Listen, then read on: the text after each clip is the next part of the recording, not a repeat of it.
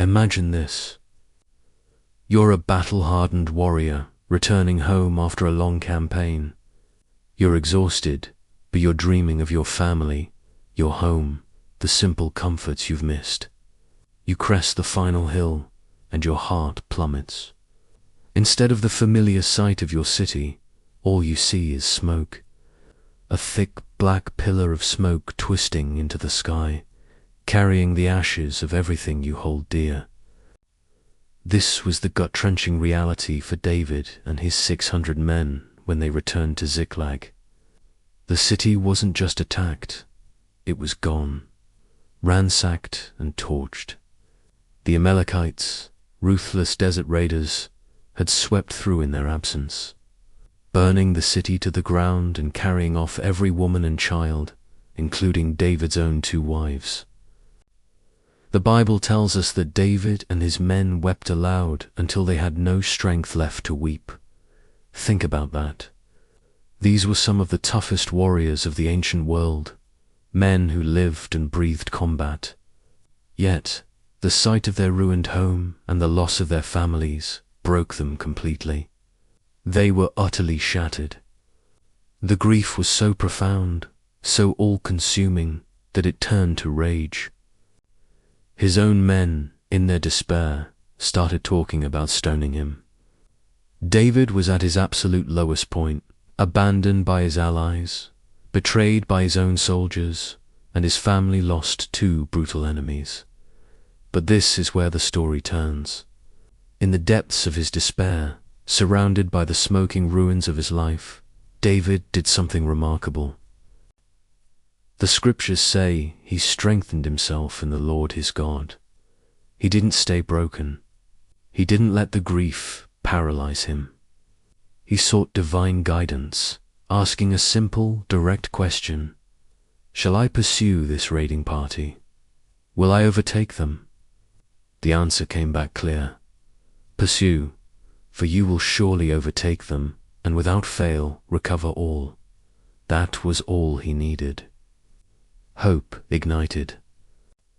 The weeping warriors became a vengeful army. They grabbed their shields, sharpened their swords, and set off into the unforgiving wilderness. The pursuit was grueling.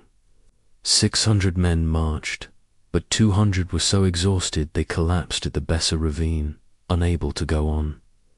David pressed forward with the remaining 400, driven by a sliver of hope and a whole lot of fury. Their break came when they found an Egyptian slave, left for dead in a field by the Amalekites. He had been without food or water for 3 days. David's men gave him bread, water, raisins, and figs. They showed him kindness. Revived, the young man revealed everything. He had been the servant of an Amalekite and knew exactly where the raiders were camped. He agreed to lead David there in exchange for his life.